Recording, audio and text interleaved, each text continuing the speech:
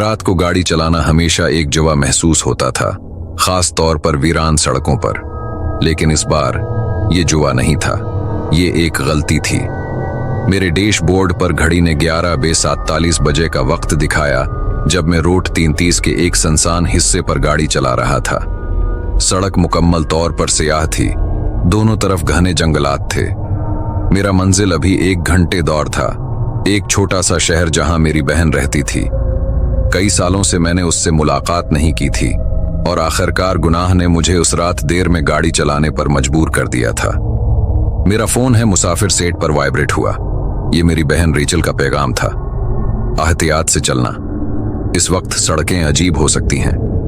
मैंने फौरन करूंगा लिखा और फोन वापस फेंक दिया, लेकिन ये अल्फाज दिमाग में सरक गए। अजीब, उसका क्या मतलब था? मेरे टायर की आवाज इब्तिदाई तौर पर सुकून बख्श थी, लेकिन जैसे जैसे मिनट गुजरते गए बेचैनी बढ़ने लगी। सड़क गैर मामूली तौर पर सुनसान लग रही थी, यहां तक कि रेडियो की स्टीटक भी तसल्ली नहीं दे सकी। फिर मैंने उसे देखा। एक साया सामने सड़क के बीच में खड़ा था। मेरे पांव ने ब्रेक लगाया, दिल तेज तेज धड़क रहा था। मैंने अपनी हेडलाइट्स से रोशन इस साये को घूरा। ये एक मर्द था, लंबा फट्टा हुआ कोट पहने हुए, उसका चेहरा वसीया टोपी से ढका हुआ था। अरे, क्या तुम ठीक हो? मैंने खिड़की के क्रेक से आवाज दी। मर्द ने हरकत नहीं की, उसने अपना सिर हिलाया। यह हरकत बेजान सी थी। मेरी रीढ़ की हड्डी में कपकपी दौड़ गई। हेडलाइट्स चमकने लगे, तारीकी ने सब कुछ निगल लिया। जब रोशनी वापस आई, सड़क खाली थी, मर्द गायब हो चुका था। मैं धीरे धीरे आगे बढ़ा, दिल तेज धड़क रहा था। ऊपर से एक हल्का सा हुआ थी, टपकने का आवाज आई, नर्म, मुसलसल। मेरा दिल तेज धड़कने लगा। कदम मेरी गाड़ी की छत पर। फिर अचानक एक धचका, गाड़ी हिल गई। जो भी ऊपर था वो छलांग लगाकर नीचे आ गया। मैंने गीज दबाई, खाली सड़क पर तेज रफ्तारी से चलने लगा, लेकिन बेचैनी नहीं गई। गाड़ी अचानक रुक गई, इंजन खांसा और बंद हो गया। मैंने अग्निशन चलाया, लेकिन कुछ नहीं हुआ। मेरा फोन भी मर चुका था।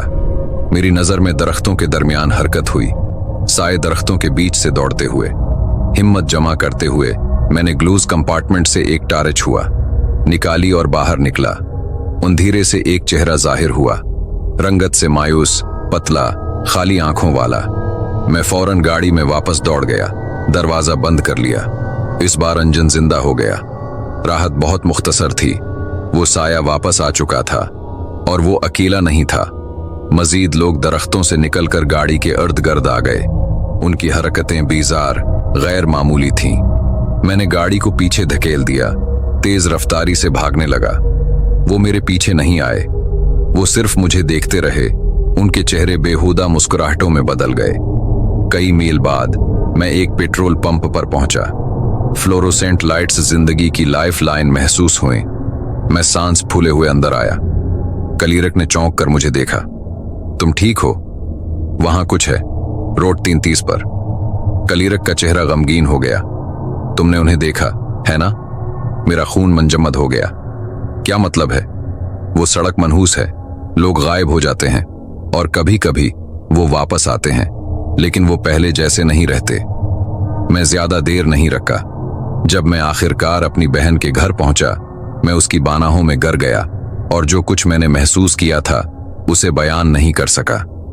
आज तक मैं रोड 33 से बचता हूं, लेकिन कभी कभी रात के वक्त मैं वो नर्म टपकने की आवाज सुनता हूं और सोचता हूं, क्या वो अभी भी वहां हैं, इंतजार कर रहे हैं?